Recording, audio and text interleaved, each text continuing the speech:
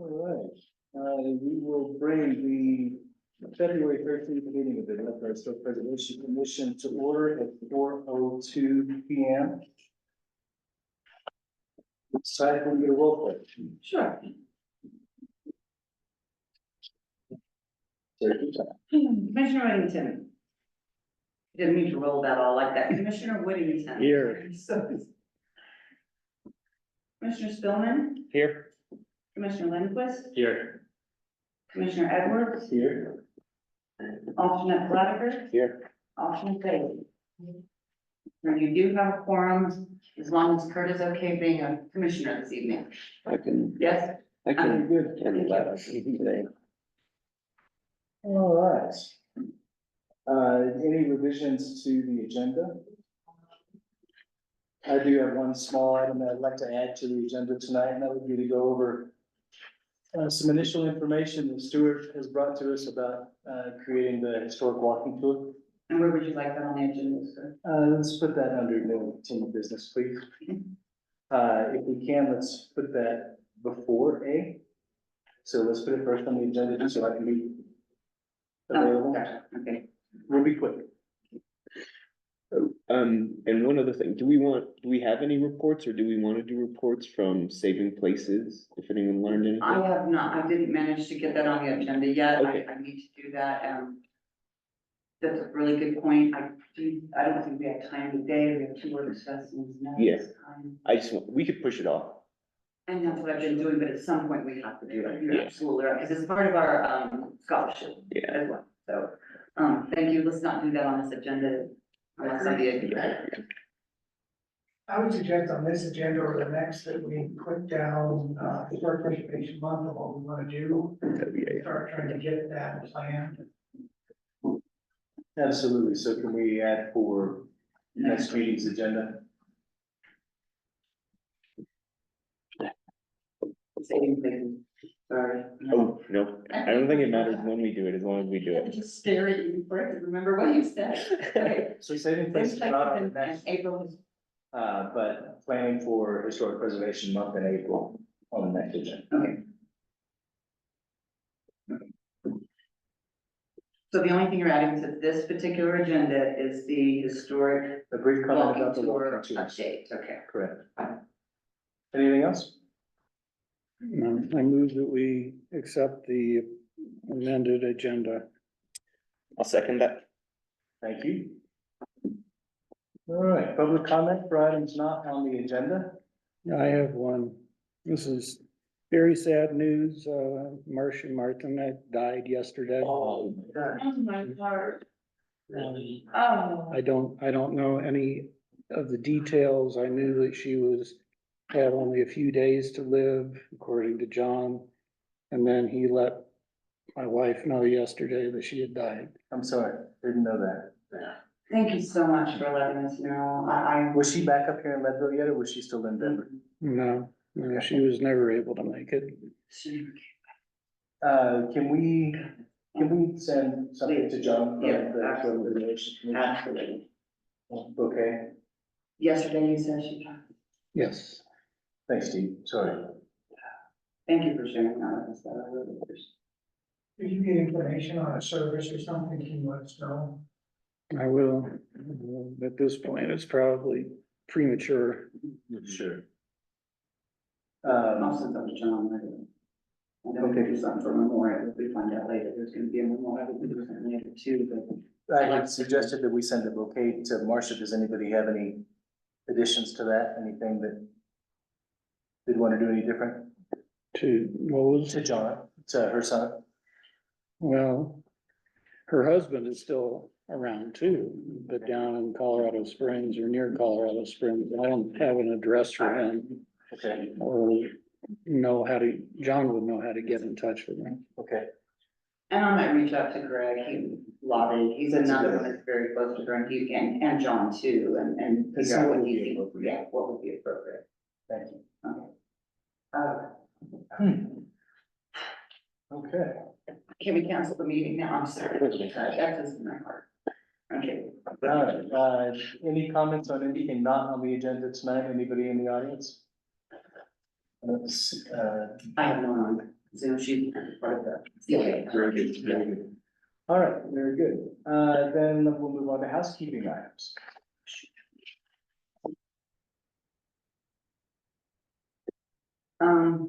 The first thing on the housekeeping item is the 2023 retrospective for the city council, because that was gonna snap your picture and all that, and Chapin and I kind of had a review of what he's putting in for the planning department, which if you think about it, our HPC and all our historic preservation falls under chapter 17 in our code, which is under planning and zoning.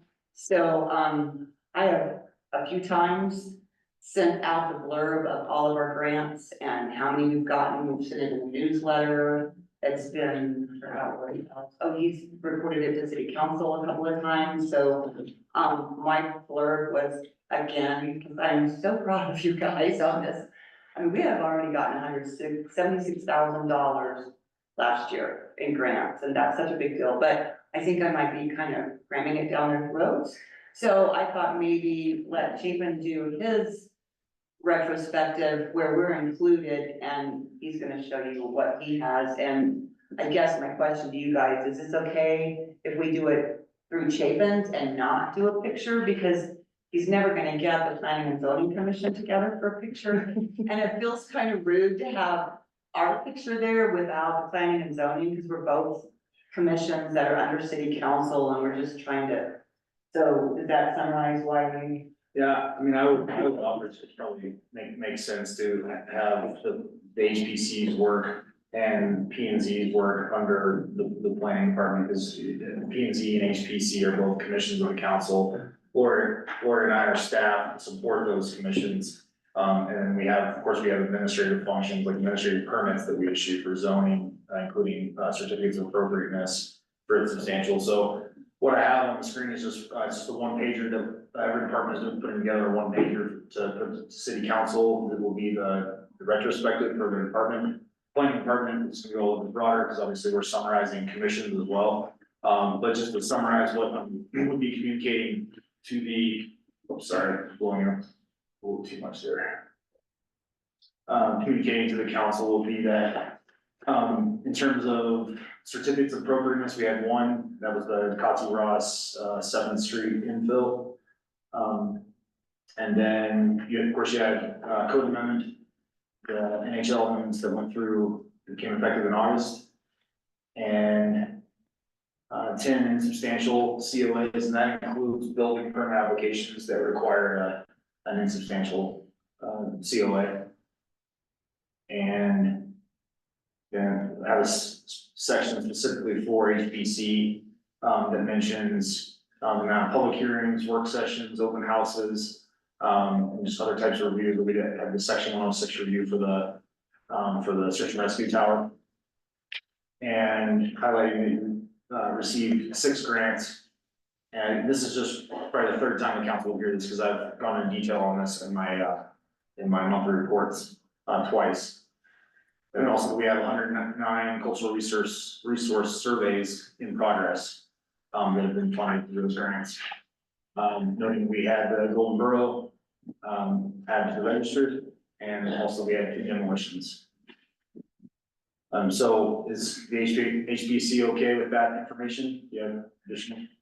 This is me being proprietary of the HBC, but a lot of the things that you had listed for HBC are listed under the planning and zoning up top.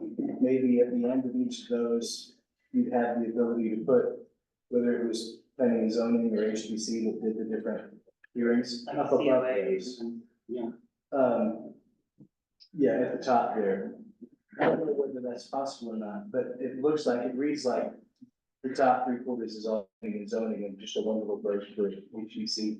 And I don't know whether it makes any difference at all, but that stood out to me. Okay, I guess the way I was thinking about this is that this is the quasi judicial applications that go through both HPC and P and Z and ultimately have to be approved by city council. And maybe then just a notation after that, joint P and Z and HPC.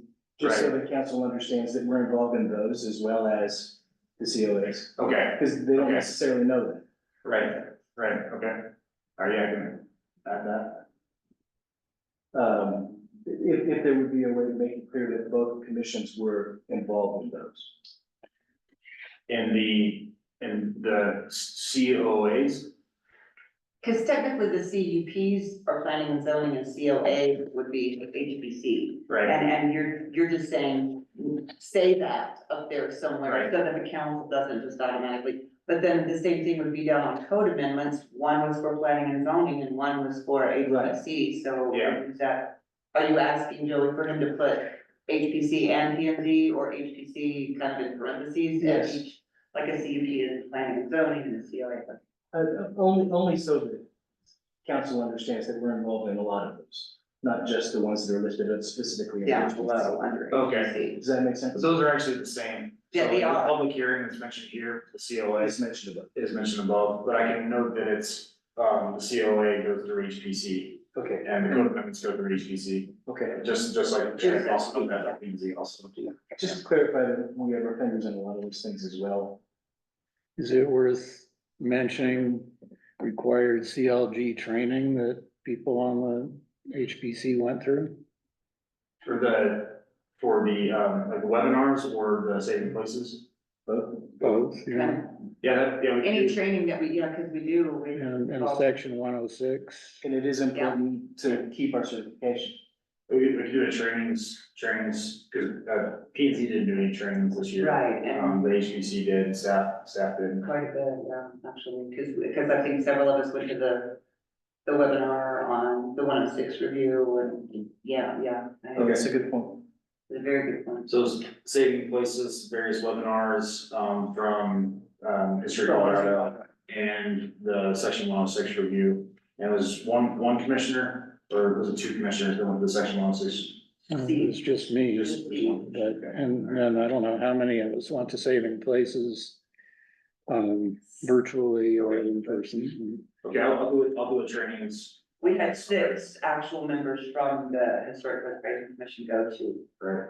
And that's brought up only because that's part of our certification as a Right. certified local government. Yeah, Right, okay, that's training that we have to In a do. lot of ways, this is kind of establishing a template that we'll use every year. And, so now is a good opportunity for feedback, so I know we're talking about Yep, that's So are you guys okay if I don't take a picture, or do you want to take a picture and see what you? Take a picture first. Well, it might be nice to have it just on our website. That's true, that's true, Put a face to yeah, the names. is that something we should do now, or we should do that, I don't know. so. Yeah, We don't. yeah, so, Yeah. Let's do it sometime when we don't have so much to do. I think, Yeah. I agree with that, yeah, okay, it's not urgent. okay. But it would be good for the list.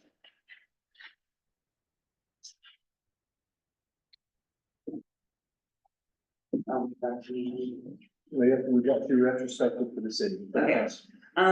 In your packet, I included, an email I got back after I attended the Funding Historic Preservation webinar. Simply because it is a recording of the webinar. Steve, did you go to that one? Chapin, you went to that one, right?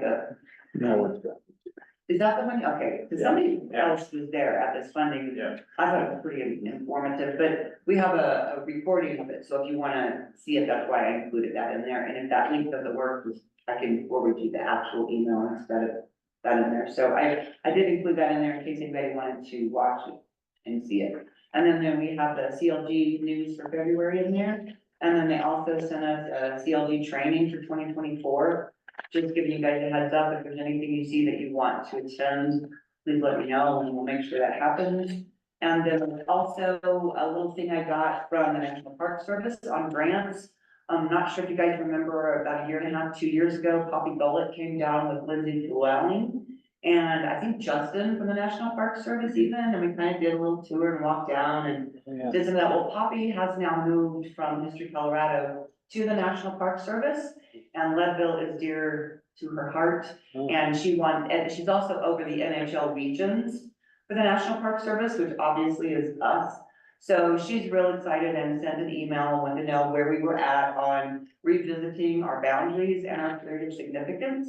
So I let her know where we were at in that process, because we gotta get these cultural resource surveys done, and historic context done. So she's really looking forward to working with us to reevaluate our boundaries and our period of significance, and if we do change it, it would be at the federal level. So it's really nice to have her be a Leadville advocate on top of helping us get through this really long process of trying to reevaluate that stuff. So She wanted to bring you, and she's the one who said to me, hey, look at our grants, and some of them are only $1,000. But, you know, they could find something simple that we're trying to do, whether it's an assessment or something else, so. That Really was great the basis relationship. For the walking tour. Great. I know, that's another thing I was thinking too, so it's just a really great resource to have, and I just wanna keep that relationship. Yeah, should we apply for this thing? Yeah, I'm not sure, I just, you know, you guys have been doing so many grants, I feel like any one I put in the packet just makes you guys shudder, and I don't want that, so. It's worth looking at, and the National Park Service grants can be very specific. So you really have to dig into it and see what are after, they can be extremely specific. Not a lot of money. yeah, it says up to 10,000, probably, or less, so I'm not sure. And those are some of their mini grants, they have some really huge grants, but it's Mhm. also really cumbersome to get through their application. Could we use this as match if we don't get El Pomar? We could, that's kind of what I was thinking, is this is another one, we could, if we needed some more matching funds, if we don't get the full amount from Melcomar, and we're worried about not reaching those matching funds. Mhm. Yes, we could go to the city and ask for that if it's not too much, but it would be better if we could get it ourselves. Reduce the amount we would be asking. Yes, at least reduce. Or we're gonna miss the deadline though? March If 15th. Well, I mean, we could ask for it, but we might not need it. Mm-hmm, yeah, it's only 1 to 3 letter application. No? Anyway, maybe we can take a look and Steve and I can email. That would be great, because honestly, I put it in there because she was nice enough to send it to me, and they had sent it out, and I didn't click on anything, just put it in the chat. Mhm. Yeah, some- But it's definitely something worth looking at. Scam system. that's Oh. a pain. Yeah, Hey, Lori, if we sign up for some of these CLG things on here, do we just sign up ourselves and then let you know, or how You does that? certainly can, yeah. Most of them are free. If they cost money, please let me know and then we'll pay for it or we'll reimburse you and you need to let me know. But if they're free, you can just jump on there anytime you want, go to any of them and then let me know if you want to give us a summary of one that you saw. If you don't want to talk about it, that's fine too. You can just go to it. Okay, great. Very good, is that everything for housekeeping this time? I do believe so. Very good, moving on to updates. Search and Rescue Telecommunications Tower approved by the FCC after the 106 review. So I received just several emails that were just automatically generated by the FCC. And just, as various documents were submitted, and I think I got 7 or 8 emails, and then I got a final email that says that, that they found no adverse effect. So I think that was consistent with, I think what the county was expecting, but I recall, we had a split vote on that one, I believe. Just So because I'm. that's probably the most Yeah. important thing, you know, it doesn't matter what majority was really, but it was, yeah, I think we had a split vote on that, so I think we did, well, I think we did write a letter to the state saying we were finding an adverse effect for one category, and then no adverse effect on the other. Right. Anyway, so that's. I personally think because it was already there, that's why. But, sure. That's just my opinion. The county was probably anticipating that good news for this upcoming season. All right, and be under updates, State Historical Fund, CLG and Metcalf. Yeah, Because Lori will ramble, and we've already made this decision, she was doing this one. So we had some meetings with, both, the State Historical Fund grant administrators and the CLG grant administrators from History Colorado. And, so we wanted to update the commission that that Metcalf, had an employee who was conducting the surveys. That employee was here during the open houses, that employee resigned a few weeks ago. And Metcalf promptly reached out to us and let us know that the employee was no longer working there. And that they do have an advertisement up to rehire. So in terms of the CLG grant, their next deadline, I believe, is in September, so it's about 6 months out. Which is probably a good thing that this happened now, because there's still a lot of work that needs to be done in terms of, field work is done, but a lot of the back of office work needs to be done. But it's probably a good thing that this is happening now versus in the very middle of the project. So there's still, 6 months is a sufficient amount of time for someone to come on board and get the work done, but they'll need to be on board pretty quickly, right? So Laura and I talked about having, checking in with Metcalf here in a couple weeks, saying, hey, how's that hiring going? And that kind of is a segue into, the next topic of conversation on this update would be that, for the State Historical Fund grant, we would ideally like to use the same, and that's what we said in our application, we'd like to use Metcalf. So if capacity is going to be a concern for Metcalf, that's something that we would like to know sooner than later. So we want to check in with Metcalf in a couple of weeks, see how the hiring is going. And then probably check in with them pretty soon after that to see, hey, would you be, if we're putting in our RFP, are you gonna have the capacity? Considering that Metcalf was the only respondent for the CLG grant. So that was the update. The good news is that there's some flexibility in the State Historical Fund grant in terms of timing. We don't have that with the CLG grant, but we do have that with the SHF grant. And the grant administrators with History Colorado said, with the State Historical Fund said that, if we need that flexibility, just communicate that to them. But they said, there are challenges in mountain communities with getting, these professionals to work on these types of projects. So we're not the only mountain town that might be, experiencing these kind of impacts with the grants. Did I cover? Perfect, thank you. Yeah. Without the. All right, and who'd like to update us on the El Pomar grant submittal? Scott, Steve? We submitted it. Thank you, Yeah, we changed up a few things about the budget and timeline, just because of sort of where we are with the existing survey that's going on. And yeah, then decided to go ahead and submit so that they would have it and hopefully can review it at their next board meeting and also hopefully approve. The El Pomar grant is filling a hole in our funding. Yes, What is that hole and what does that look like if we don't get that? it is 20-something $1,000. Where is it on here? It's about 25. Yeah, I don't really- yeah, it's in the mid-20s. And that's going Oh, to- 25,266. And that's so- going to fill matching funds for us that we were required to have? Yes, it's actually more than the matching amount than we need. Right. It's to get up to basically a fully funded budget. Gotcha. For the entire. For yeah. the entire thing, for the 2 surveys left to go, plus the historic context, Mhm. plus, public meetings, translations, flyers, staff salaries, all that.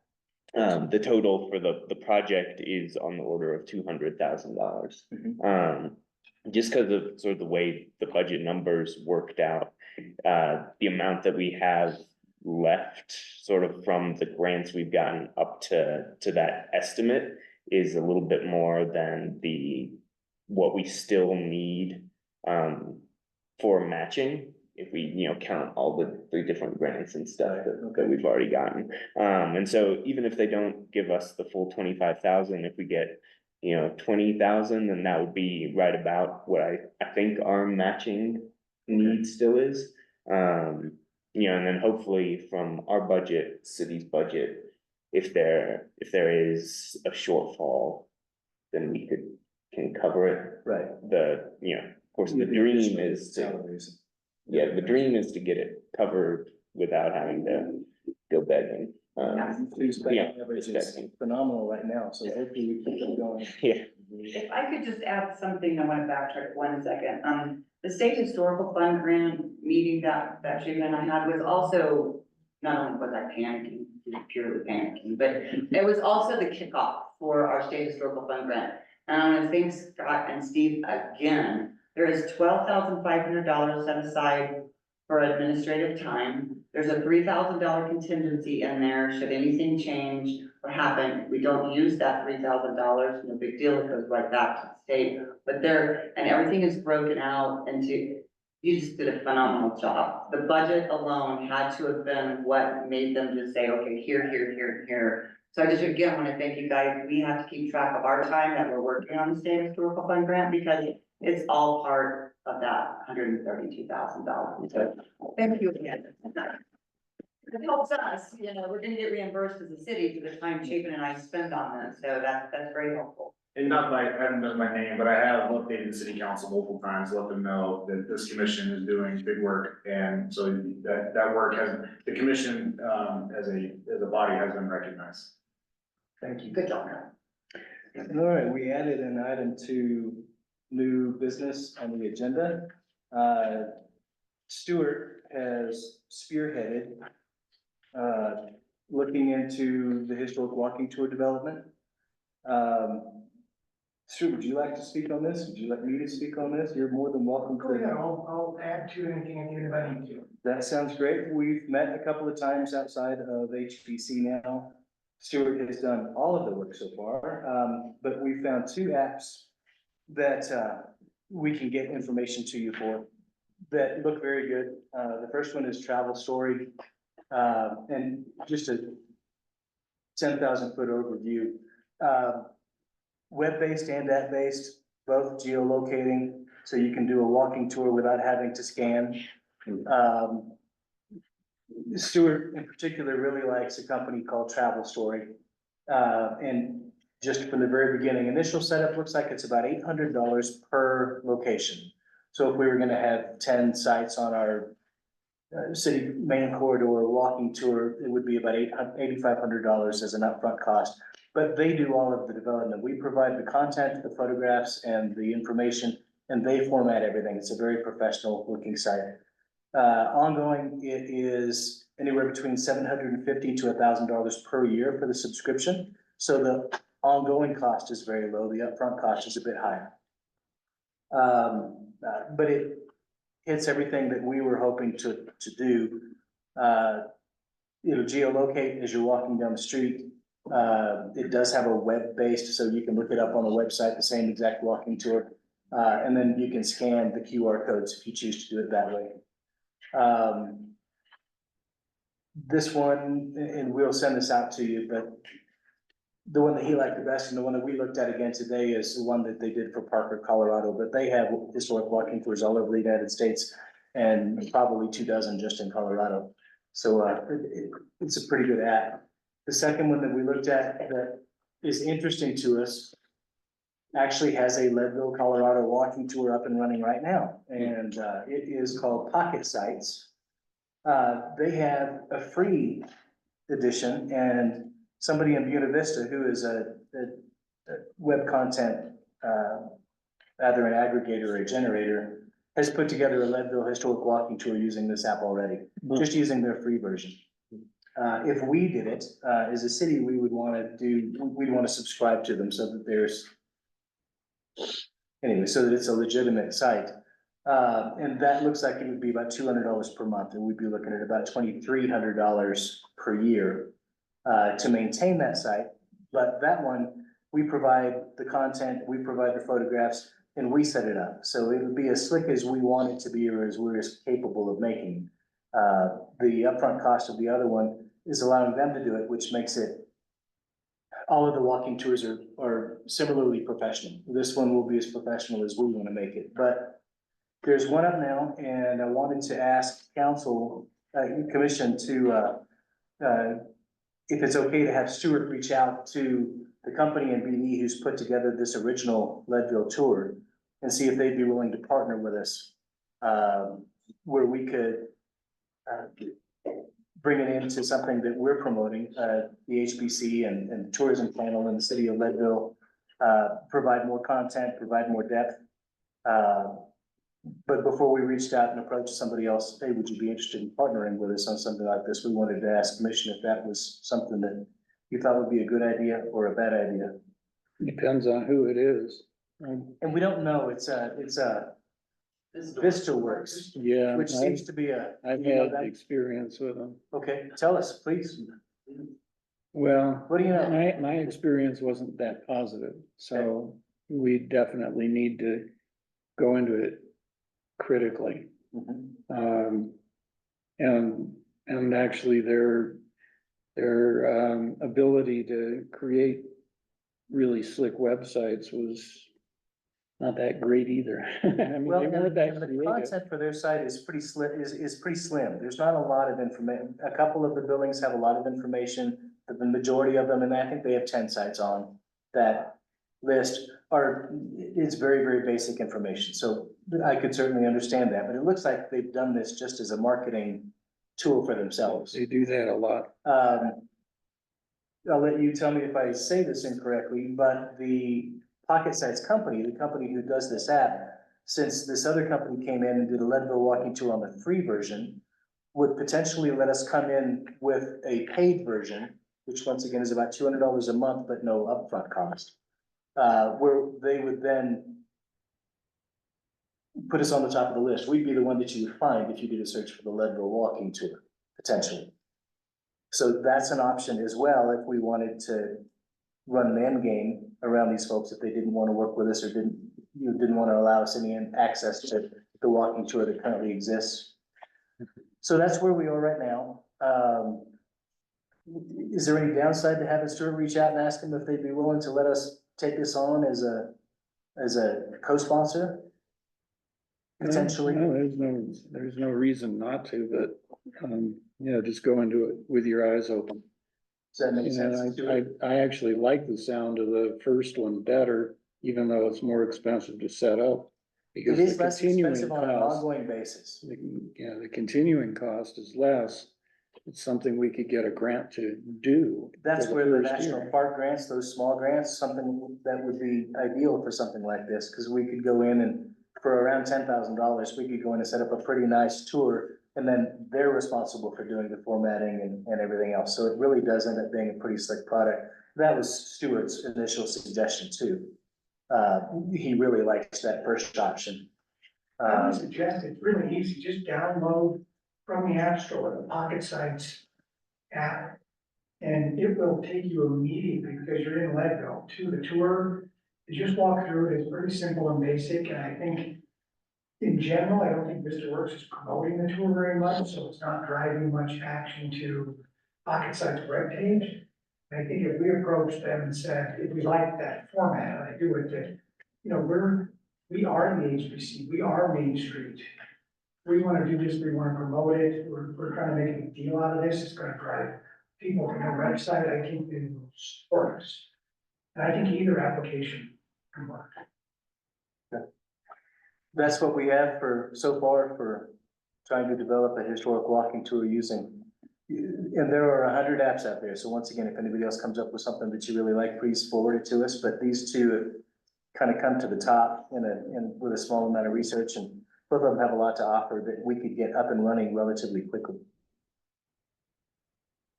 All right. I don't think we need to take a vote on this, but you're more than welcome to reach out to them and see how they respond. Just keep your eyes open. I agree with Steve. That sounds great. And yeah, the more we talk about it, I really like the travel story idea as well. It's a well-done website and a well-done app, so we might want to work on both options, but keep both options fully open. Yeah.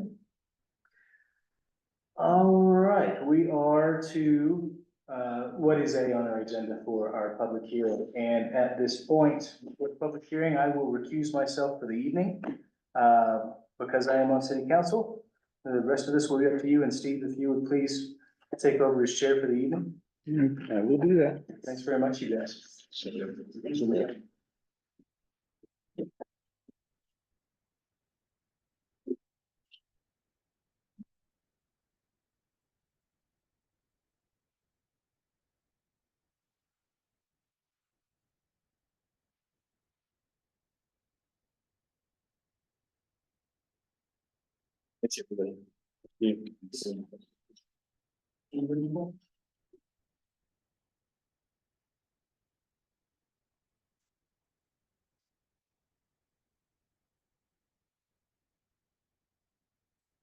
Okay, are we ready?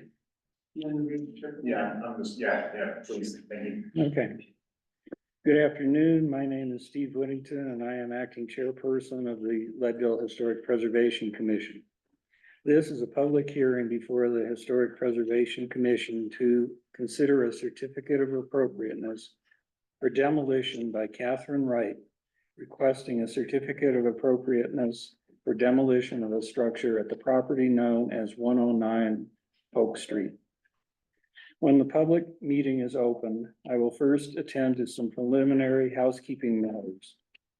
I will then ask for staff to discuss highlights of the staff report, followed by the applicant to make a brief presentation of her proposal, followed by public comments from members of the public in attendance.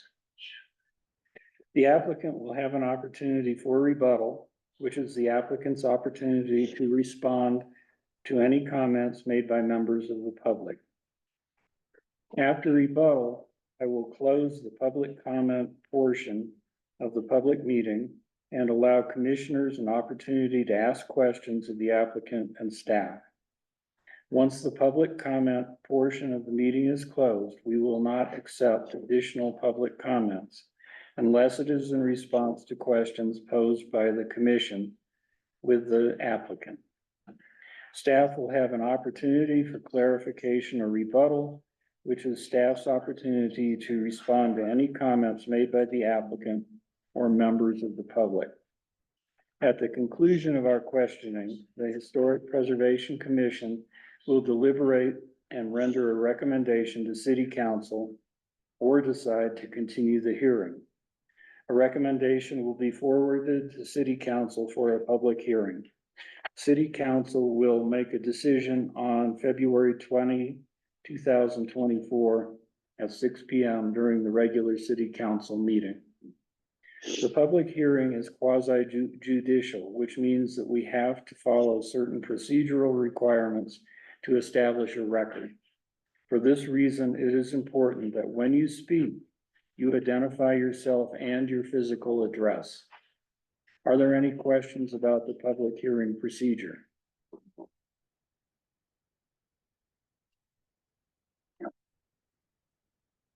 Notice of this meeting is required to be published in the newspaper at least 15 days prior to tonight's meeting. In addition, the property must be posted and notification to all property owners within 200 feet of the property must be sent. Ms. Ty, have these requirements been satisfied? Yes, they have. Evidence of notice is hereby made a part of the record, as are the application materials, the Leadville zoning ordinance, the Secretary of Interior standards for treatment of historic properties, any correspondence received prior to the published deadline and in the course of tonight's hearing, and any other documents, photographs, or other material introduced at the hearing. I will now open the public hearing for 109 Oak Street Certificate of Appropriateness for Demolition, applicant Catherine Wright. At this time, I ask the Historic Preservation Commission to disclose any ex parte communication or conflict of interest with the applicant. Any? Will staff please present staff report highlights? All right, so in your packet, you have a pretty detailed staff report on this COA. So can I just get a show of hands if I should go into more detail? If you've already read the staff, if you have not read the staff report, please raise your hand. Okay, if you want me if you read the staff report, you just want me to just the main key points, raise your hand. Okay, all right, thank you. All right, so obviously this is a proposed demolition of a historic structure at 109 Oak Street. That is shown here on the screen, the building shown on the screen. The applicant property owner is Catherine Wright. She's attending via Zoom, and I believe we have, our partner, co-property owner, is here also. So what's your name? Pardon me? What was your name? My name is Damien. Okay, Damien, I just wanted to make sure I understood who was in the room. Okay, thank you. So their proposal is to demolish the building. Or if you could just scroll up, slightly, I want to just show the survey. So this lot is lot 7, and it's a new lot 7. It was consolidated in 2020, between two lots were consolidated, lot 7 and 8. And the structure, is shown on that survey is about 20 feet by 40 foot in size, so about 2,400 square feet of floor area approximately, about 1,200 square foot footprint. And you can see the front, the right of way there of Oak Street along the eastern property line. And there's also an additional structure on the property. It's a very small, structure. I don't have much information on that. But I just want to point out, this is of course a primary structure. This is not, any sort of secondary structure to another structure that was on the property previously. Or if you could go to page 29, I just want to walk the commission through the location. And you just hold right there for a second. So this is just inside the historic district, and it's worth noting that, you know, Harrison Avenue is obviously our main street right now, but it was definitely brought to my attention. It's my understanding that the context of this site is that Second Street, which is very close to this property, used to be Leadville's main street back during our period of significance. So while it's not fronting Second Street, it was definitely in this area that was more of the denser area of downtown. It's also my understanding that, you know, in the Oriole Mining District that is to the south and southeast, that there were, before the reduction works, there were roads that were coming in, railroads that were coming in, basically to the area that is now the reduction works. And so there were some crossroads, essentially, in the immediate vicinity that were essentially a kind of a downtown core, if you will, back during our period of significance in the 1800s. So I just want to kind of note the context and how that has changed over time to what we have today. Just scroll down just a little bit more, if you will. So just in terms of the context of the property, as you can see through the satellite photo that, you know, the building is still very much fronting that Oak Street, but it's in a calmer part of town that doesn't receive as much traffic right now. And then there are some vacant, areas to the east. If we look at some of the pictures, if you can just keep scrolling down to page 31. Some of the pictures of the building, and so this is a staff report, but I will at any time welcome any the advisory members to interject with any comments that they have from their site inspection. So I'll note some key points here. Feel free to chime in at this point. So we're on site. Some things that you can notice is that obviously the building is in disrepair. There is a vertical siding, and then there's also, as you can see in this picture, there are horizontal boards also, and that's different than the north side of the building. You scroll down to the other picture on that page. It's kind of hard to see, but on the left side there of that picture, you don't have the horizontal boards as much on that side of the building, which is interesting, and I'll kind of note some things on that later. You go back up to the back of the building, the picture at the top. One thing that I'm noticing on site is that the west side of the building, which is on the left side of that picture, definitely has a lot of like stovepipe exits coming out of it, some penetrations for stovepipes. And we'll see on the Sanborn maps, you'll know that the building was used, there was like a commercial kitchen in the back. And so there were, and was also a smokehouse at one time. So the back of this building had a commercial kitchen use. Also, as we'll see on the Sanborn maps, but I want to point out while we have this on screen, you can see from the Sanborn maps that there were a lot that originally the back of this building is noted as a one-story structure. And then over time, it is shown as a two-story structure with interior partitions. So like a lot of buildings in Leadville, I believe that this building, if you look at the Sanborn maps and you can kind of see it in the construction building, it's my interpretation that this building, experienced additions, if not the back level having an additional addition. And then you can, it kind of starts to make sense on site from just the methods of construction and the varying height of the door thresholds. This building, and I'll show the Sanborn maps here in a second, also had a structure adjacent to it. So it's possible that that those entryways for these doors, all were entries into other buildings. Unless the roof eaves just kind of overhung and there was just a small walkway in between. Any other on-site observations that you'd like to make that I didn't mention? And I'll get to your comments that you mentioned later on. Okay. And then we can just go down to page 32 and look at the standalone maps, since we narrate this a little bit.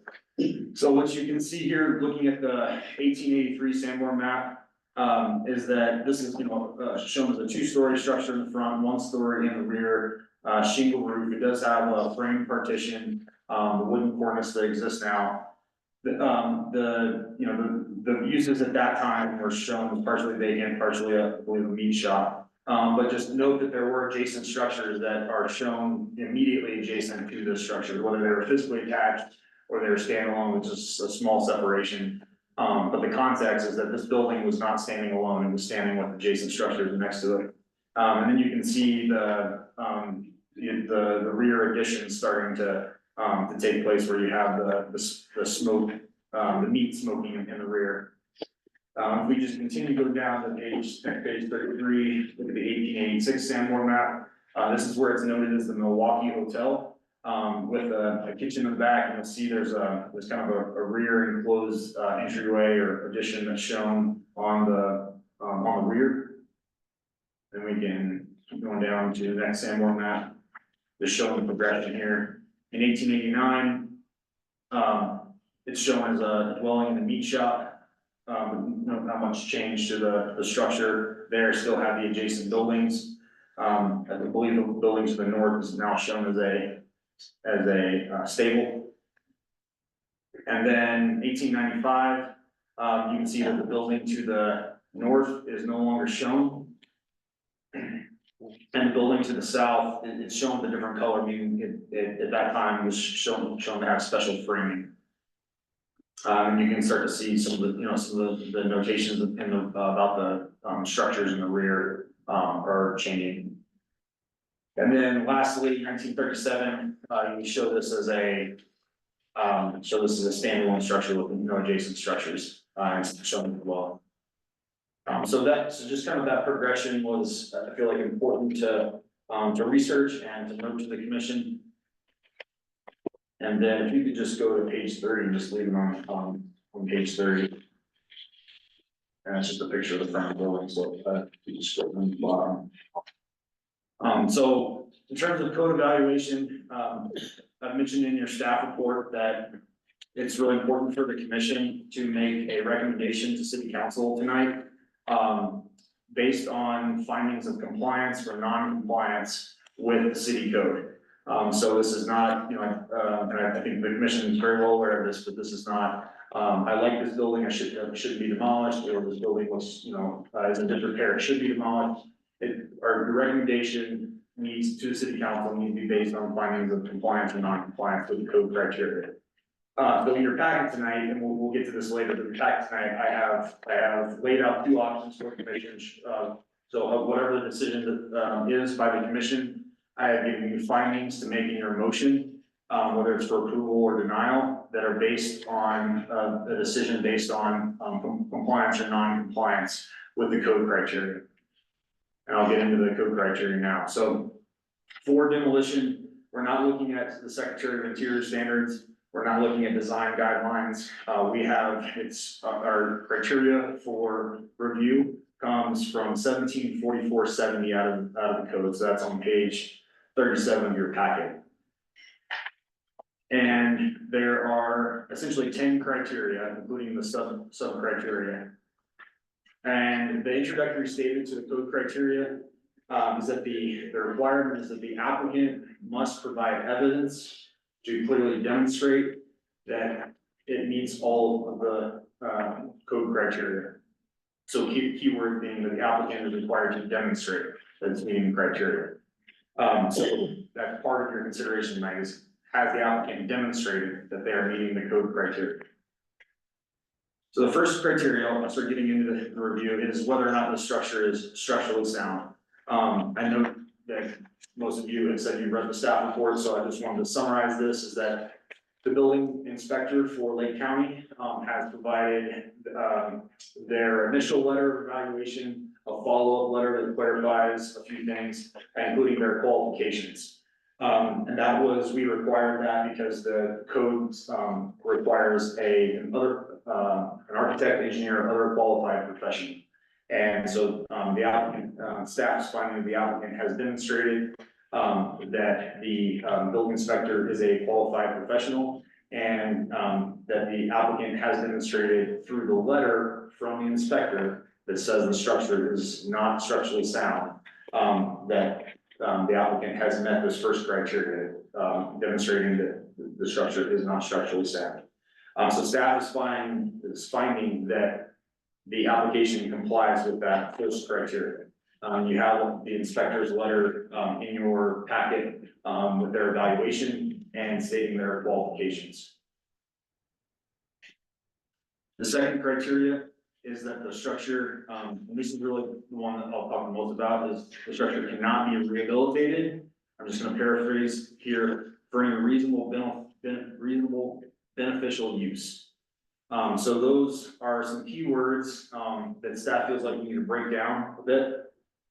I'll mention that the inspector does state that the only way that the inspector finds, through their experience, to rehabilitate the structure is to take the entire structure down and reconstruct it. So complete dismantlement and a complete reconstruction. That is the statement that is in their letter.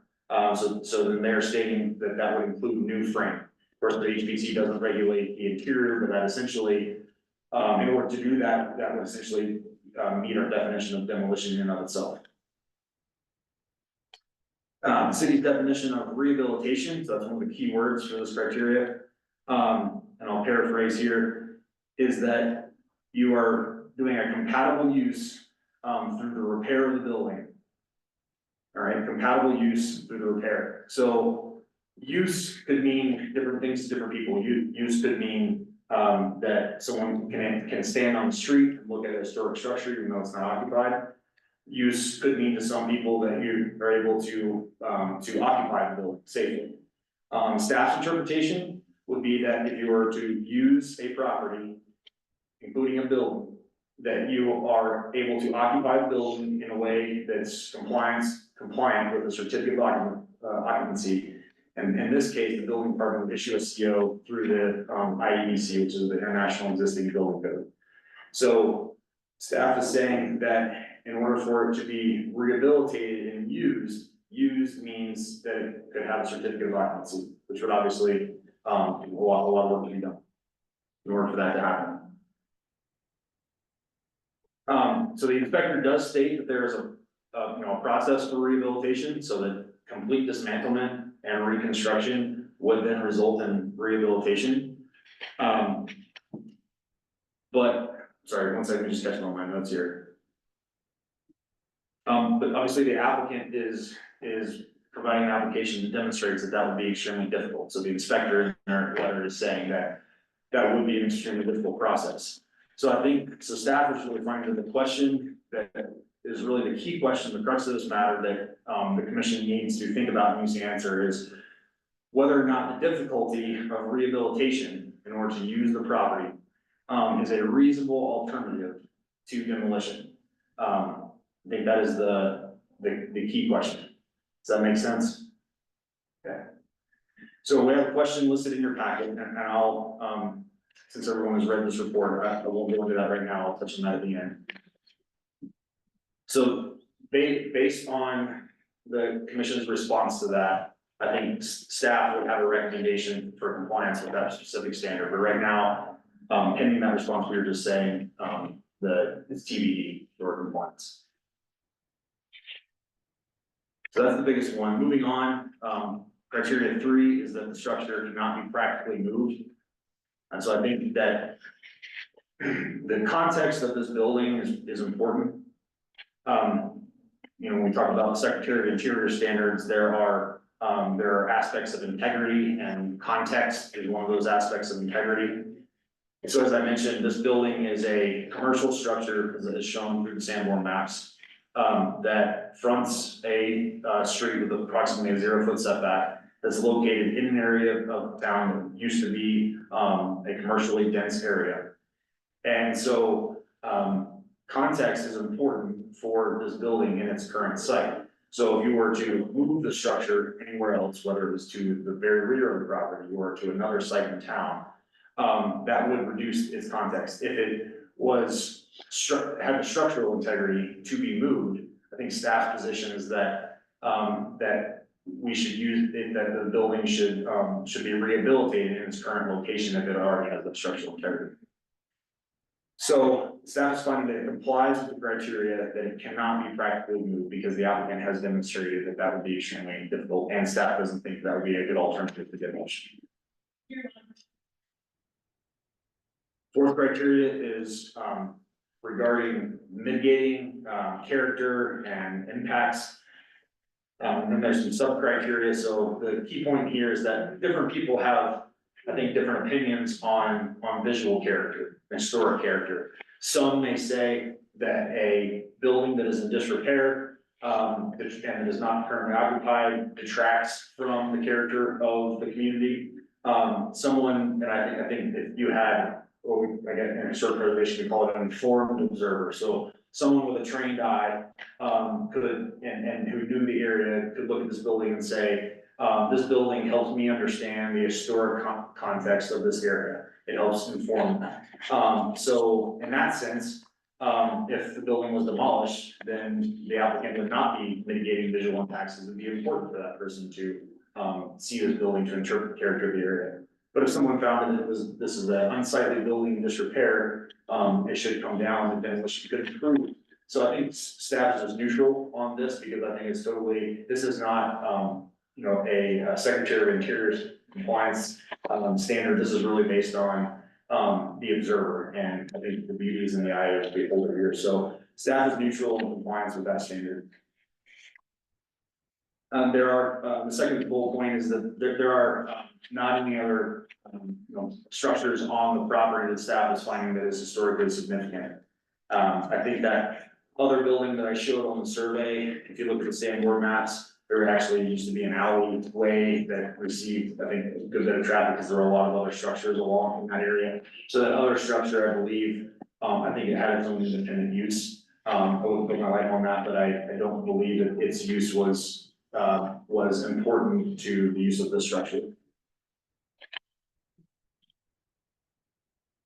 And the last one is impact the architectural integrity of the remaining structure. So I think that's, you could say it's not applicable, but I think it does comply because there are not any other structures that would have their architectural integrity reduced by demolition of the structure. And this is not an archaeological site, so criteria number 5 is not applicable. So in your staff report on page 40, I have included one of our alternate commissioners' comments, and I'm going to put that on the screen, page 40.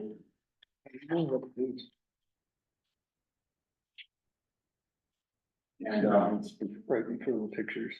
so the alternate commissioner, sorry, the advisory members have visited the site, and they have provided comments. I would, I told the advisory members I would put this on screen, but I would welcome them to verbally summarize any of these points. All right, so our first advisory member is basically stating that the structure does have, you know, site observation, the structure does have 4 plumb walls.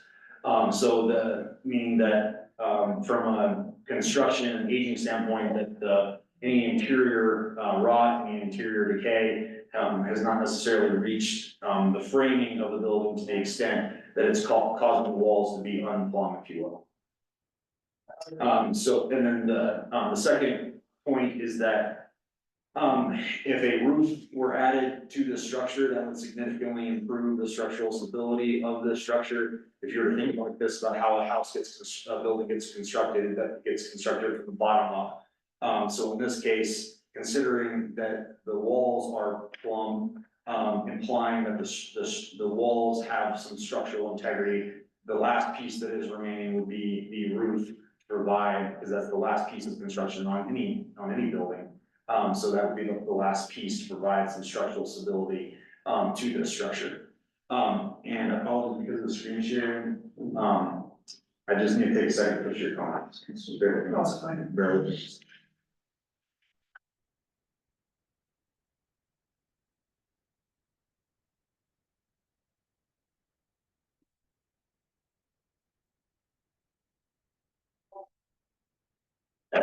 Just join the Zoom meeting and share my screen. I can just talk through it, it's easier. Just a few seconds here and then I'll be good. All right. Oh, can you, Please stop sharing. no, yeah, thanks.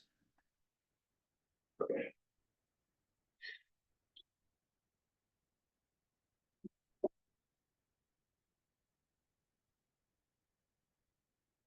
Okay, and then our second advisory, commissioner, let me try to pull this up for everyone.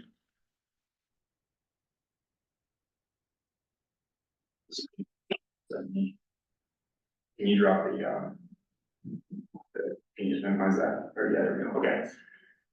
So the second advisory, commissioner is stating that, the ICC, qualified commercial, building inspector, is a qualified professional. We have no reason to doubt that they are qualified. Building appears to be fairly significant, especially in the context of this part of Glenville, which I kind of went into earlier.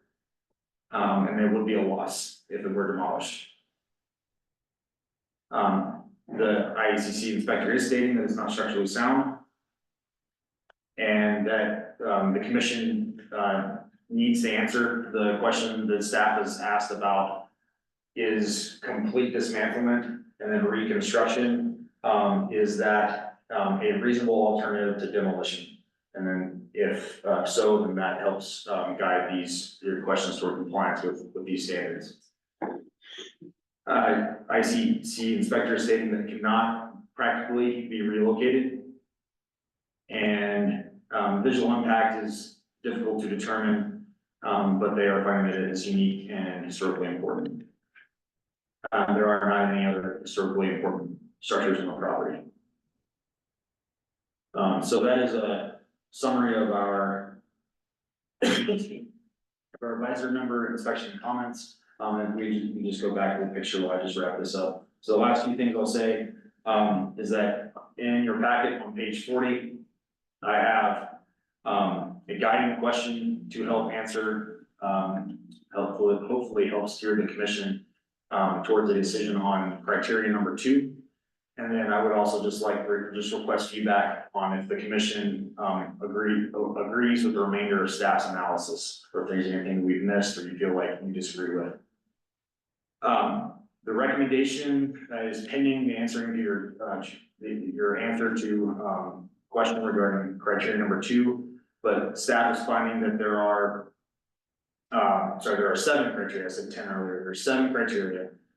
So we're finding that 4 are met. 1 is to be determined, pending your response, and then 1 is not applicable, and staff is just neutral on 1. That was the one about whether or not there's the visual impact is negative or not. We have 2 motions included in your packet.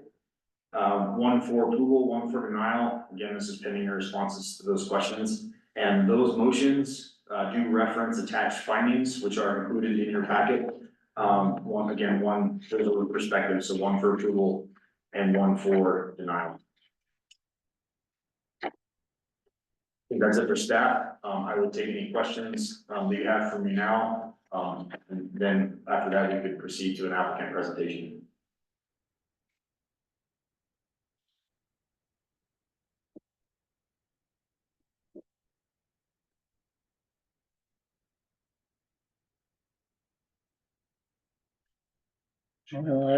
How, how overwhelmingly does the recommendation of the building inspector have to be taken?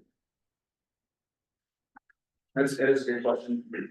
There was a lot of discussion on the building inspector. We've had the discussion about building demolitions as exemptions to the code. And the building inspector, just to be transparent, the building inspector initially, did go out to evaluate the safety of the building, whether or not there was an emergency situation or if the county should issue an emergency order. So that was the purpose for their initial inspection. Staff, read the initial letter that the building inspector submitted and, communicated to the county that, because the building was boarded up, because the site was completely fenced, staff, interpreted the building inspector's letter, to say that there was not an emergency situation. So unless the county took further action, that we found that the COA was the proper process, and the applicant was completely, cooperative and proceeded with the COA application. And then the building inspector did submit an additional letter clarifying, their qualifications, because staff communicated that, we would accept a building inspector as a qualified professional as long as they communicated two things. One, that they had qualifications, and two, that they authorized their letter to be used for the COA process, considering the intent for their original inspection. I'm trying to think if I should pull the code language. Basically, what the code says is that if the building department issues an order, for demolition, or declares a building unsafe, that's actually what it says, it declares a building unsafe, then the applicant is not required to submit a letter from an architect, a letter from an engineer, a letter from another qualified inspector. I can pull up the code section, but I'm saying all this to help explain the context, because it's not super simple as to how we arrived here. But I think staff has determined and has communicated to the applicant that their application was complete, and considering all the circumstances, that the building inspector was a qualified professional, another qualified professional, and essentially the applicant and the building inspector has done everything that staff asked. So I believe that for this application, that I think that the building inspector's report should be considered, considering the code criteria, the code requirements for submittal. And I'd be happy to pull those up. Yeah, not necessary. Any more questions for the staff at this point? Alright. I don't know if this is the time to bring this up, but I think about 5 years ago, they submitted a COA for demolition. And is that recorded anywhere, the results of that, or? I just did a quick search on the S drive after I got his voicemail and pull up anything. Okay, I was not aware of that. Yeah, I'm not aware of that. that was from the old commission, that was just alternate commissioner, but I think we went through the same thing, and they were informed about trying to find someone to buy it, what they would do to try to save it, went through all that information. I don't know whether that's recorded, but it looks like they haven't done And anything since. after you ask, yes. We want 1 second, just sorry, it's a public hearing, so we have to maintain some formalities, so. But after the commission is done asking staff questions, you can certainly ask the applicant for some background Okay, during their time for presentation questions. Any more questions for the staff? So just to be clear, the building inspector recommended demo and staff is not recommending demo, is that correct? Staff is not making a recommendation at this time. Okay. The building inspector, I think it's fair to say that the building inspector was recommending demolition, on their initial evaluation of the structure. Staff is, if you find that demolition is not a reasonable alternative to to dismantling and reconstructing the building, then we have a recommendation one way. If you find that that is unreasonable, we have a recommendation the other way. So, and that's page 40 of your packet spells all that out. Did the building inspector actually say demolition? Let's see. Can you determine the structure unsafe? I don't recall off the top of my head demolition, so let me just pull that up and we're gonna answer that question.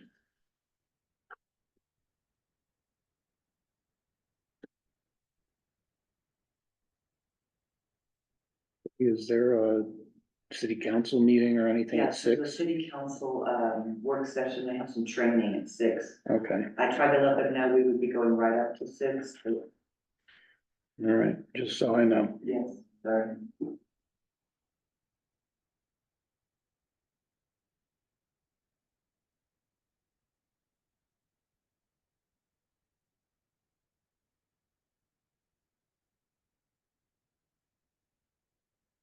So I think the most applicable sentence is on page 58 of your packet. And it's the January 11th letter from the building inspector. And right after he says that, he states the 2018 IDC section 116 unsafe structures and equipment section. He says, in my professional opinion, clearly indicates the entire structure is unsafe and would best serve the community and immediate area if it was completely demised. And I would interpret demise to mean demolished.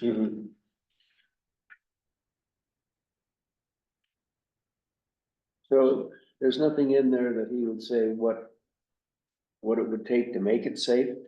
Is that part of what he's, So reading his letter, he is basically saying that in order to make it, there's not a way to make it safe because he doesn't see a way that you could shore up the building from the sides and from the top. So because there's not a way to make it safe and shore it up, or make it safe through shoring it up, that rehabilitation would be extremely difficult, because it would be an unsafe site. And so in his opinion, the only way to rehabilitate would be essentially to deconstruct most of the building and then build it back up. Correct. So what he's saying is that that's the only way to rehabilitate it, but he doesn't see a way to make the site safe to shore up the building for rehabilitation. But if you were going to attempt that, then it would need to be, all that would need to be engineered by he says a Colorado licensed design professional, which means a professional engineer. Any more questions for staff? Okay, if not, let's open this up to public comment. Are there any public I think comments? we need to let the Applicants? applicant. Oh, sorry, I skipped over B. I apologize. So just to make it clear, so Kathy, you now have the floor to present anything you like, and we'll stop sharing. Hello, can you hear me? Yes. All right, well, thank you for just getting it this far. You know, it's clear that through the Sanborn map, there was a lot of history to this that I had no idea when I bought this property in 2017, had no idea. To me, it was just a beautiful looking barn. And after listening to what you guys are doing with the historic walking tour potential, that's great. Then what a perfect place to have on your walking tour is this barn. It's close to Main Street, and all that Sanborn map can show what it used to be and how filled in it is. I'm going to give you the short version of why this has been such a hard decision and then I'm going to give you a little background. But when I purchased this property in 2017, the property taxes were only $600. And our plan, my husband that's not my partner, that rascal in there, he's my husband. We were going to build our house right there. And we were so happy and we were getting ready to do it. And then we started looking into how much it would cost for the water and the sewer and the electric. And we were still trying to wrap our head about how to do this. And then someone named Curtis, and I don't know, I apologize if Curtis is out there and I don't recognize you. Is Curtis from the historic, is he on this panel? Do you guys Yes. remember? Okay, are you Curtis? Yes, because Yes. Curtis came out and did look about 5 years ago. I couldn't remember. And I remember saying, could you please take this? Because we want to build back here and we can't afford to fix this up. My husband's retired. I teach yoga classes. And our plan of just having a small little place was, still in the, we can do this phase. So, but this barn was in the way of trying to build something back there. And Curtis said, no, the historic committee does not have any money, but you can always apply for grants. And I said, I think I remember saying, how much you think it would cost to fix this? And at that time you'd said $200,000. And that was such an astronomical number in my head that all I did after that, Curtis, was try to find roofers and what they would, because I thought the same thing, maybe we just need to put a roof up.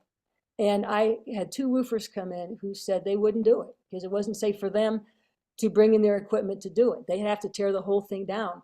And that one code, Chapin, that you had up there that said that the structural or the committee commissioner report, he says the 4 walls that are plumb. Well, that may be true, and you could put a roof up, but as far as I can tell, that foundation is not in existence. I don't know if anyone's had a chance to go back there and look. Damien, my husband, can tell you what that foundation is, but I don't think you'd want to balance a ball on anything in that place. But so just because it looks like the walls, not looks like, but he says the walls are plumb enough and no rot. Fine, that's great. So that means the wood's salvageable, but I would not agree that the building is salvageable. And I remember I'm thinking, well, the historic committee, I didn't know how far along the historic preservation committee was with having buildings so that people could come and look at them. But it occurred to me that we're now in a zone here where this is a very specific property. It doesn't apply to every historic property within the new districting lines. But I started this by saying in 2017, when I got this, it was $600. And when I got my statement just last week, we got our properties. You guys want to guess it's at $6,000. And how it went from $600 to $6,000, it's been creeping up every year, and we've just been willing to pay it. But now when it hit 6,000, it hit 5,843.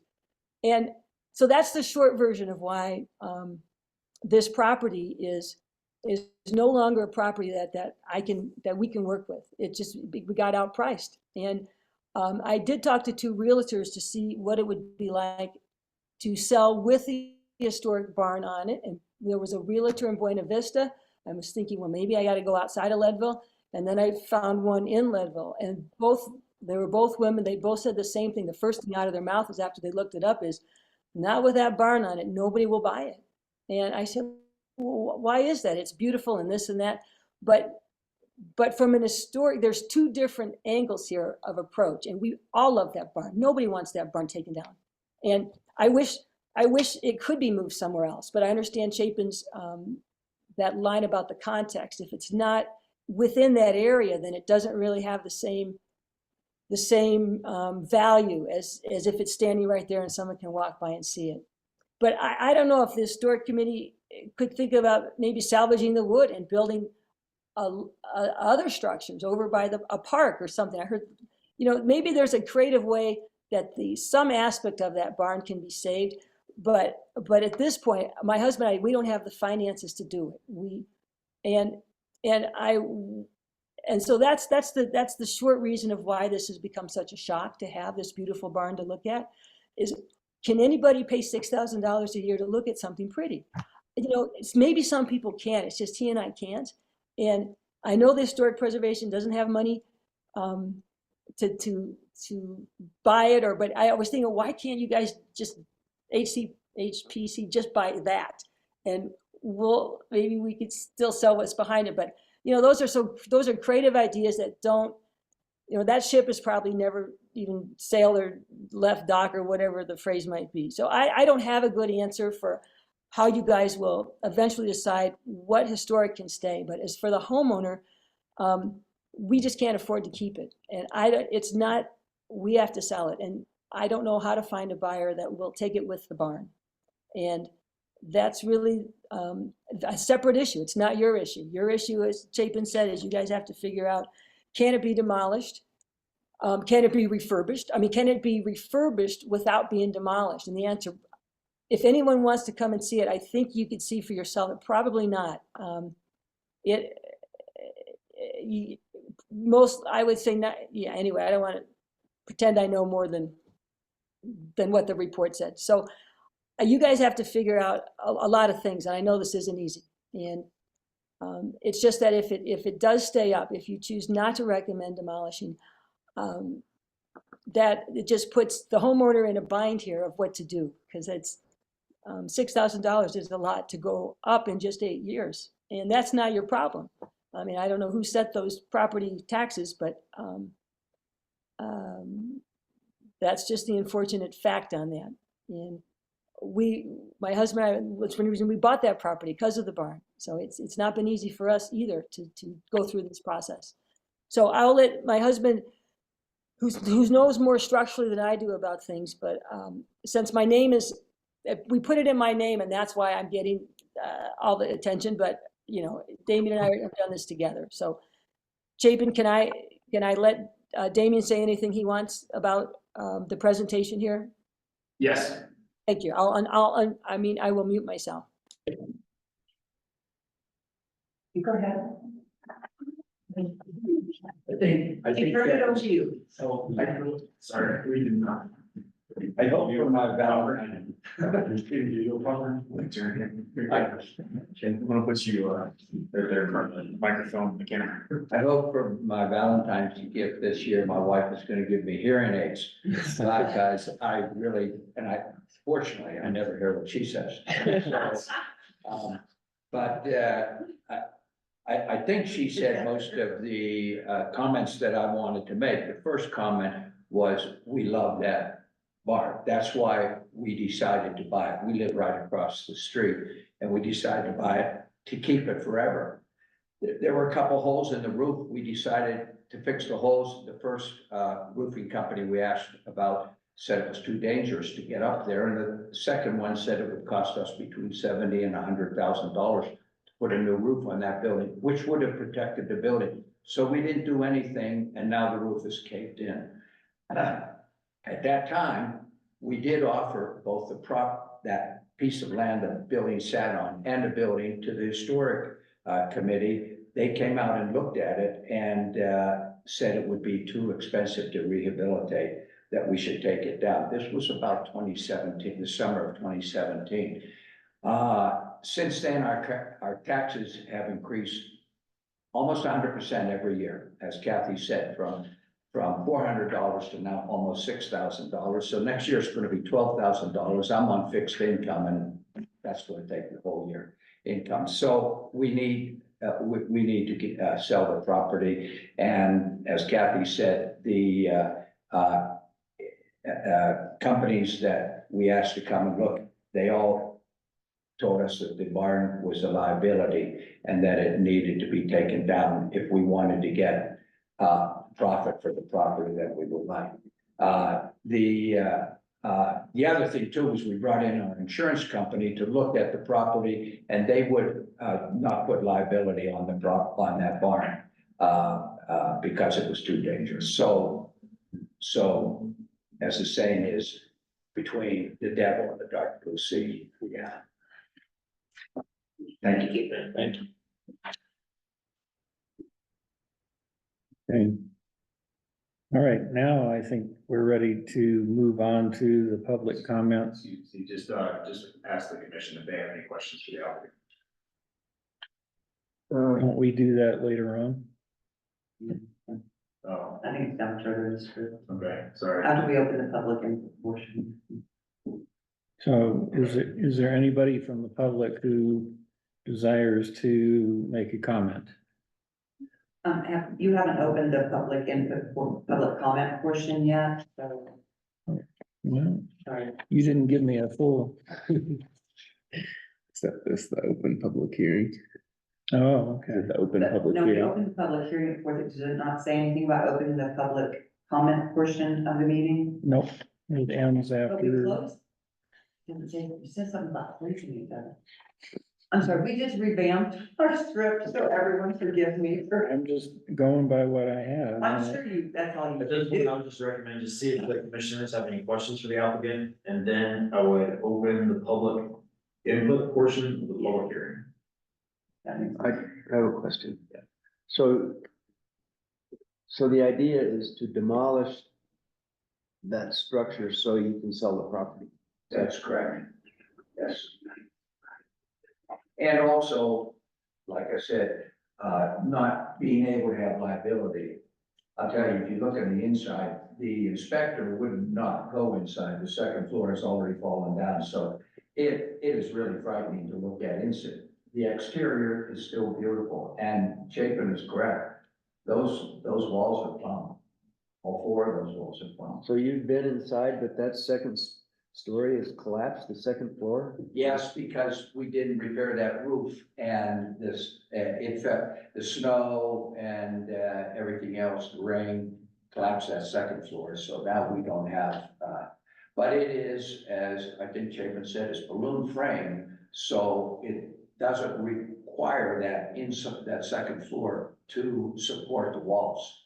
So all those little rooms that were up there are all gone, is that what you're saying? Yeah. Basically? Pretty much. Did you go upstairs? Yeah. Oh, wow. Yeah. Yeah, you can't do that now. The staircase is collapsed. Oh, really? Yeah, you can't get up there. Okay, thank you. Yes.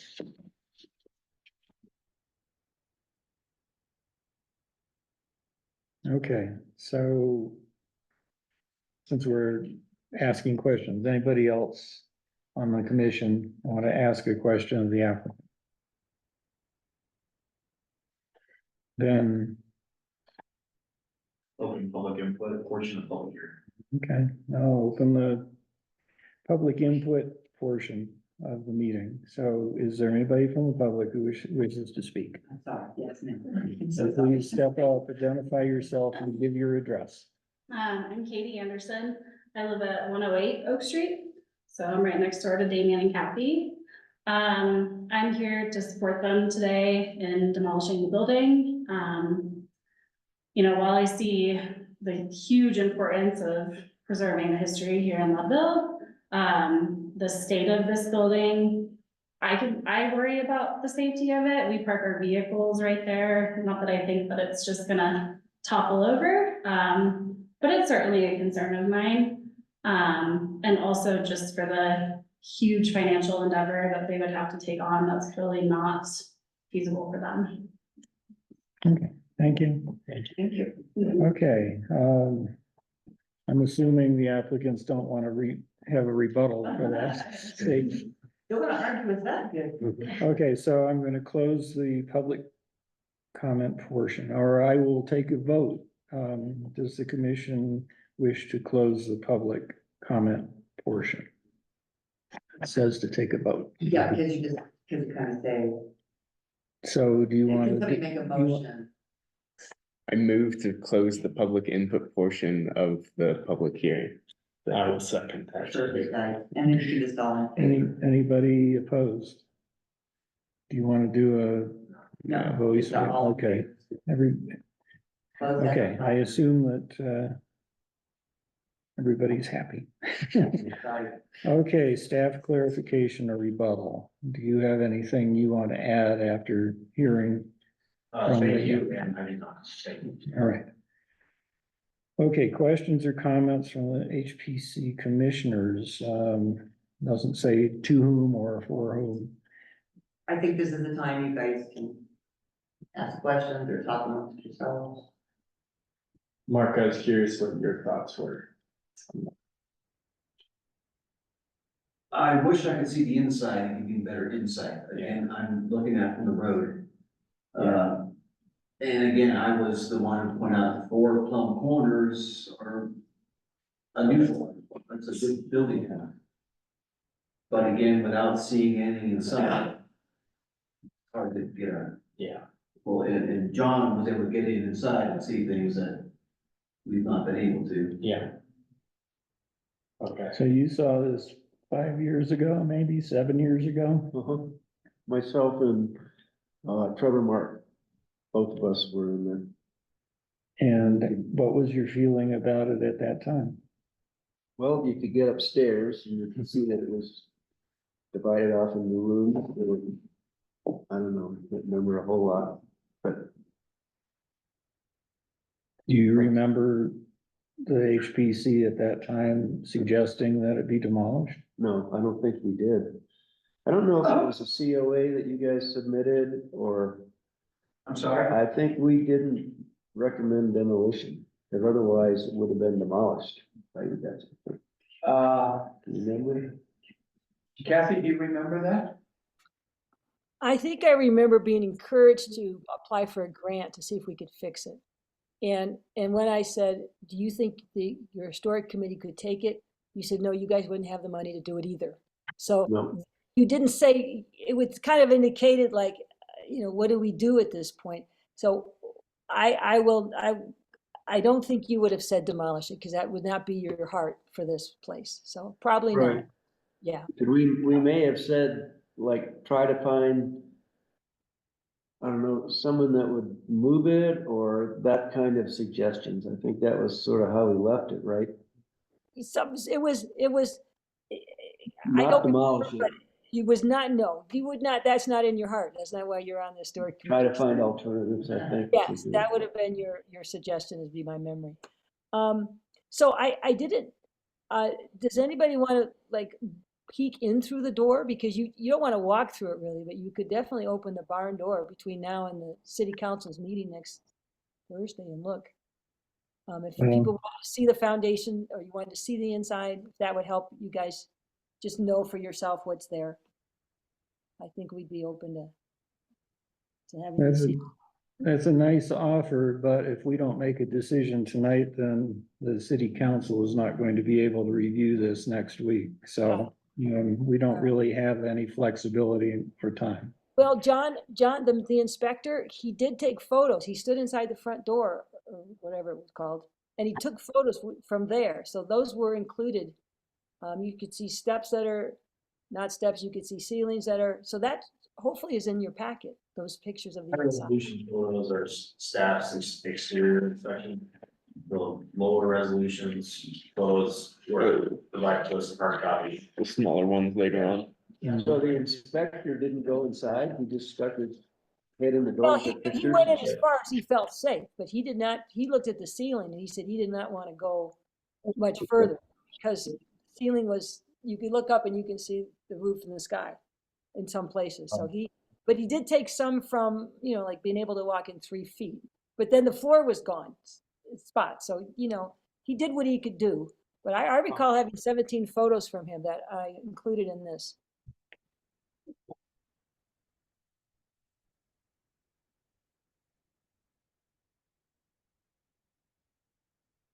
Well, all right, I'm gonna make a comment, but you'll all have to accept it with a grain of salt.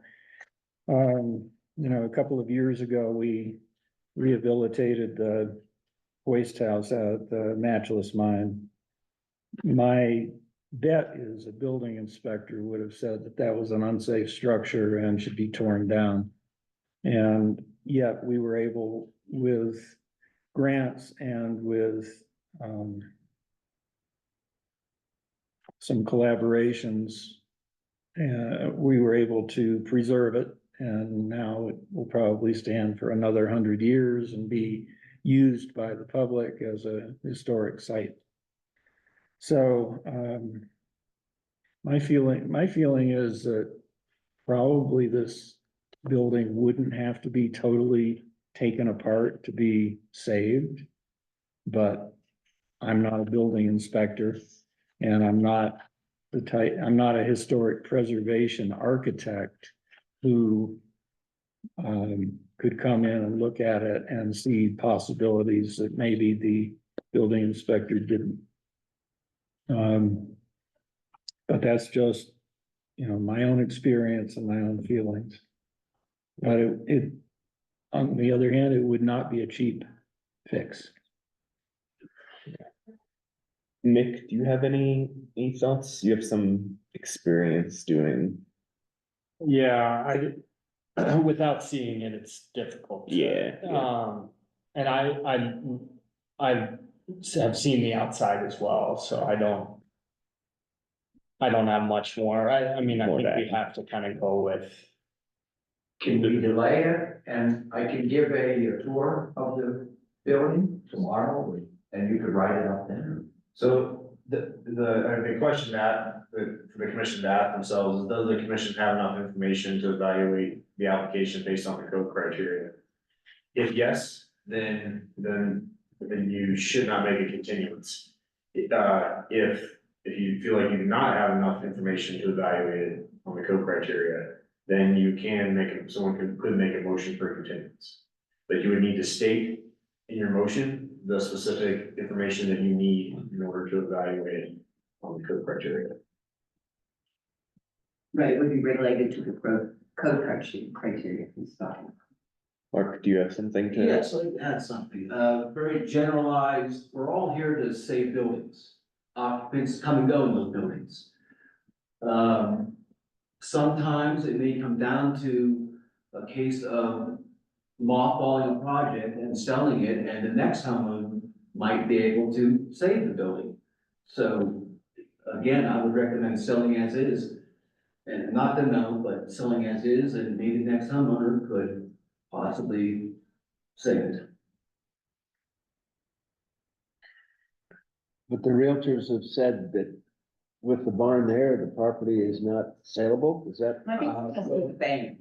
It has to do with the bank. Like if someone were to come in and pay cash, I don't think that would be an issue. I think it has to do with financing. The banks don't want to take the liability of. It's more of Mortgage it? that. 'Cause I got a phone call today from a guy that would like to talk to them about purchasing that lot with the structure on it, but that's not something I should bring up here with the HPC. I think that's something I should reach out to Kathy and give her that information, but, so I think it has to do with banks and how much they would be willing to loan someone something like that. Yeah, and getting insurance for it. Right, which is different than, say, a cash sale type situation.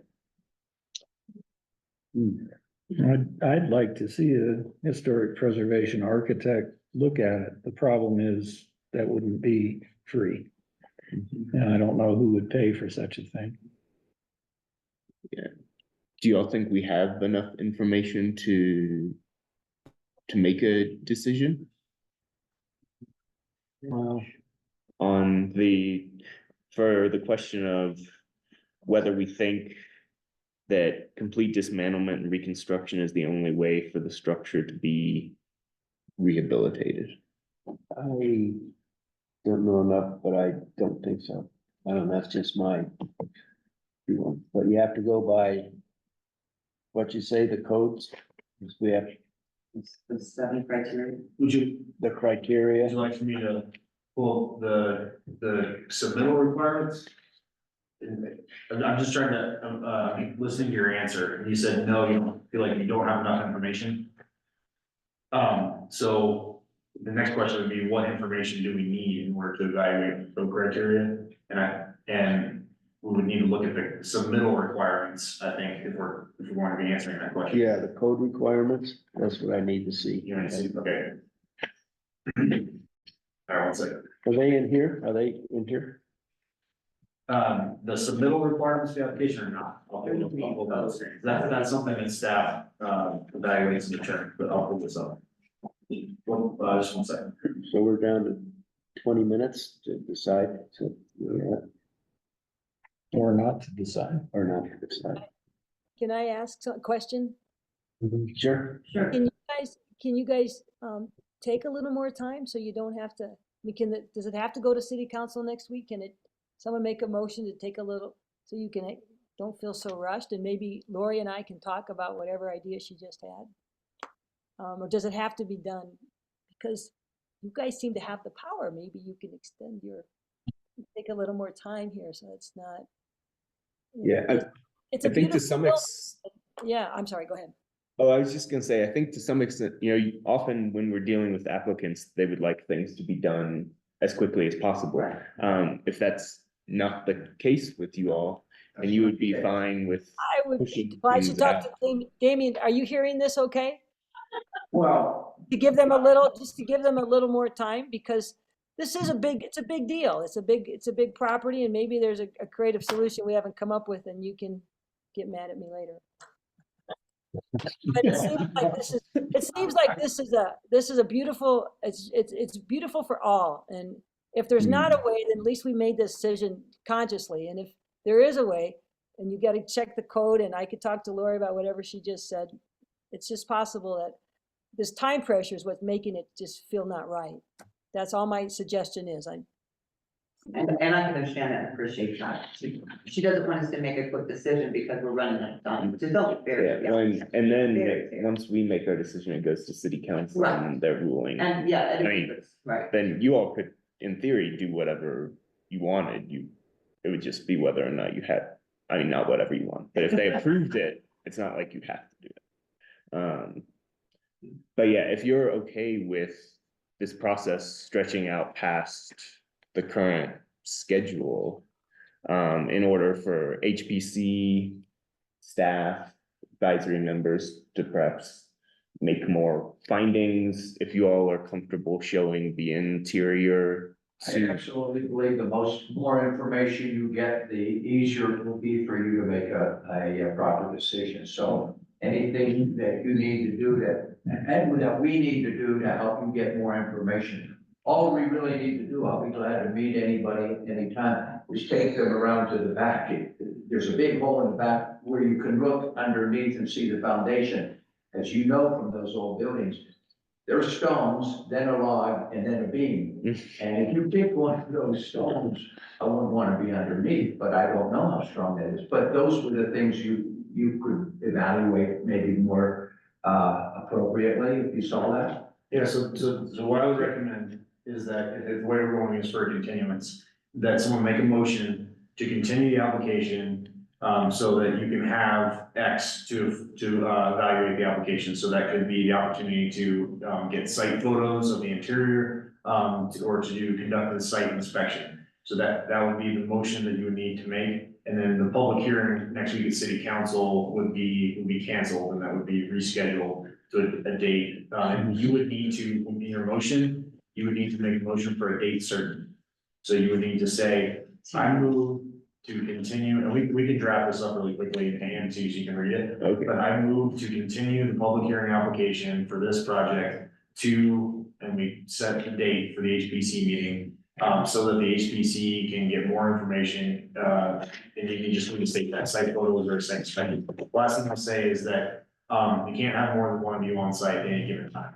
Per the city attorney direction, because that would be, if two of you are on site, that would be considered, we'd have to publicly notice that. We might have to publicly notice site visits. Alright, We just don't want the entire town to show their house. And you can't communicate directly with the applicant. Alright. So you can only communicate with staff. and then you would facilitate Yeah, one-on-one, correct. whatever happens. So do you think we need 2 weeks or do we need a month?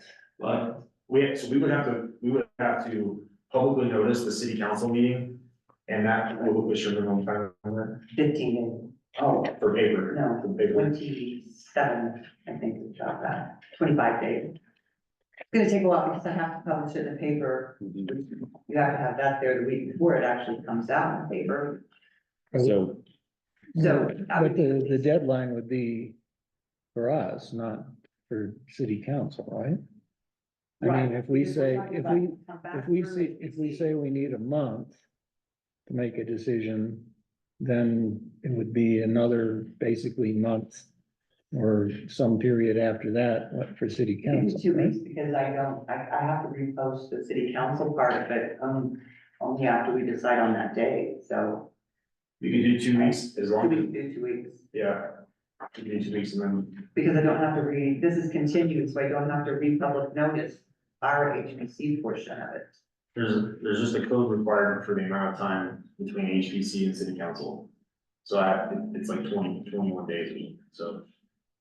The continuance, there's a code requirement, Continuing. yeah, Okay, no, not for continuance, the HPC has to forward their decision to city council at a certain time. okay. So I just need to look that up. Well, Looks like it must only be about a week. Well, not necessarily, That's there's a standard. time limit, it's standard would be 1 week. But if we have a time limit and it has to be within 30 days or within 15 days, then we can't push it out too far, is what he's saying. But it seems like it would still be only a week after we hear it again, so I'm not. I don't think I'm understanding either. Because if we continue it, then city council will hear it is the week after we hear it again. So we're still not. So it sounds like if we delayed it till the next scheduled meeting, that would be okay, but if we delayed it until next month, it wouldn't be? That's a good question.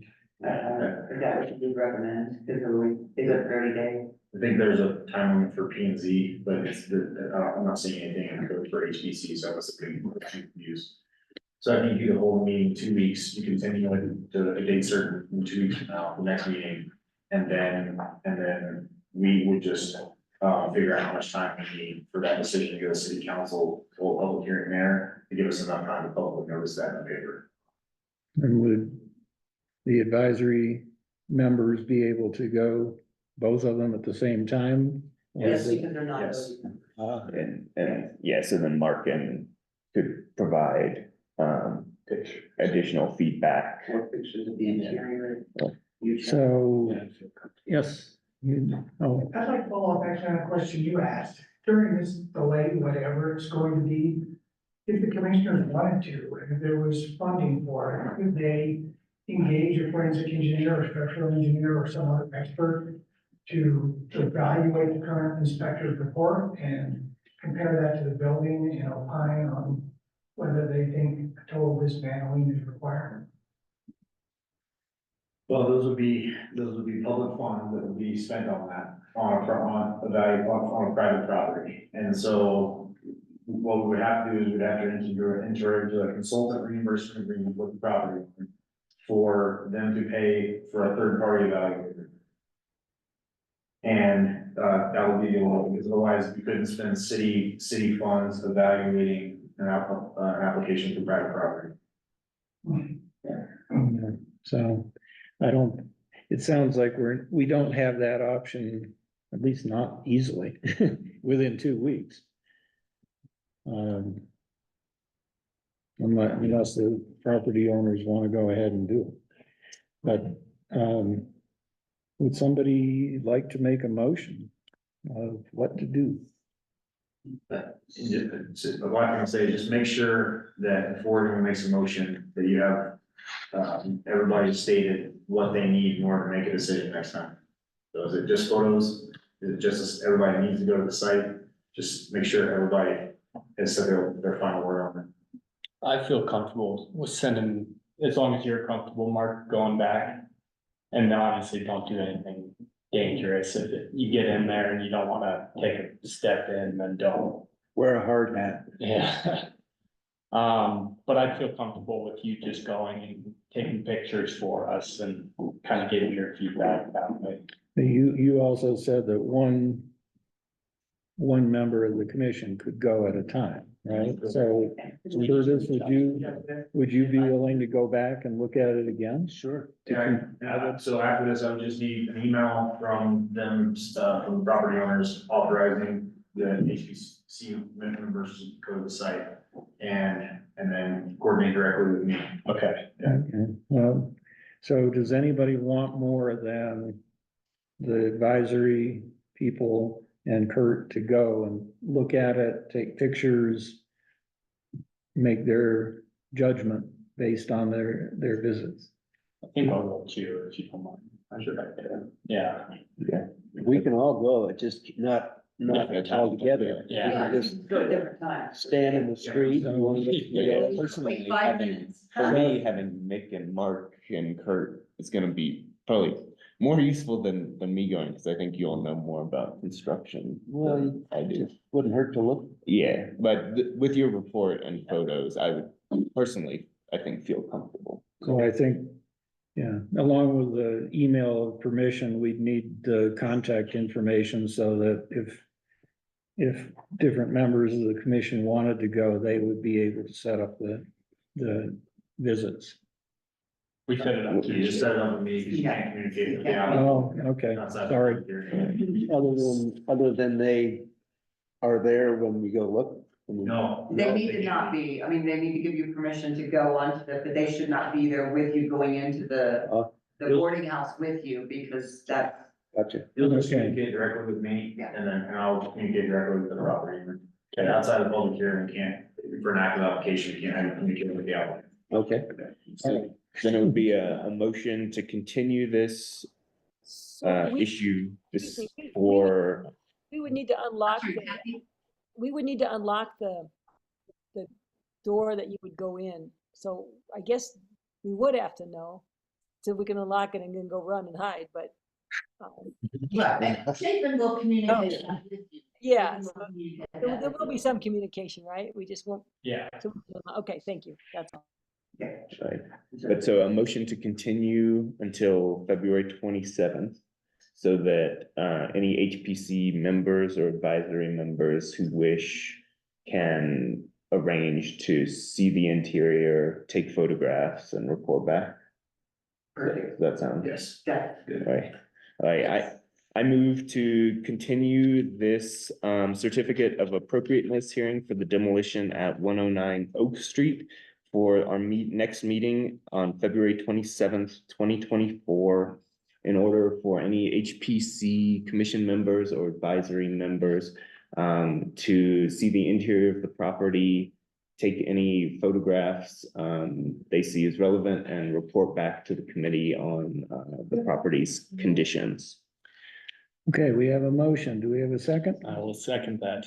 It's been seconded. Do you want to take a voice vote? I would like to take a roll call vote. but- Commissioner Lindquist, Yes. Commissioner Spillman, Yes, Commissioner Whittington, Yes. Commissioner Flattery. Yes. Majority rules it's continued. So February 27th. Okay, thank you. I think with that, we are able to close the public meeting. At 5:53. Okay, that doesn't actually end everything on our agenda, though. So, Thank you guys. We'll Thank be in you. touch about the new site, okay? so, you, Kathy. so can we, Good to see you again. can we really quickly, the awards. the 2023 awards, we've seen these things over and over again. I think all we really need to do is take a vote, right? So, does okay, so this would be the 2024 suggested recognitions. Does anybody have any problems with this, or if not, can I have a motion to approve them? Can someone remind me really quickly about 115 East Fifth and 200 West Sixth? 115 East Fifth is, the cute little Bill Comfort owned it, right beside, it was the old Sayers office, and he redid the siding on the outside of it. And then 200 West Sixth, do you know? 200 West Sixth, And Nab's house. 200, no, he's sick. Maybe I can And the Nab's house, I didn't know see anything where about it it. is, and that'll jog my memory here. Somebody suggested that, and I didn't know anything about that, it seems like it might have been near lobby, actually. Okay. I think I can answer, I think that's where they redid the foundation, Oh, it was okay. the red house that used to. Oh, be yes. Christmas. Oh, I see it, yeah, They Totally redid the it's that foundation. red one. right? Oh, yeah. Okay, I am happy with all those. All of them? Yeah. Okay, Yeah. So would you like to make a motion? I move that we give awards to all of the properties suggested in our packet for the 2024 HPC awards season. I'll second that. Okay, do we need a voice vote on this or just acclamation? you get that. Any, all right, everybody, any opposed? All in favor, say aye. Aye. It is done. All right, I don't know anything about the Main Street newsletter article, We're skipping that. so. But have Nancy or whoever, if they email me, I can. Okay, I can put and then something. we can just do that with Scott, and he can put something together. So Yeah. We'll go ahead with We've that. got I lots just of- need it as a place saver because we just dropped it completely off, and that's my fault. So All right, so may I, if we have no other business, may I have a motion to adjourn? I move to adjourn. May I have a second? Second, all in favor, say aye. Aye. can you give me a time? Not even breathing heavily. We are adjourning the meeting at 5:57. Thank you, guys. I'm so sorry, like rushing that. Thank you. Thank you. I feel bad. Yeah.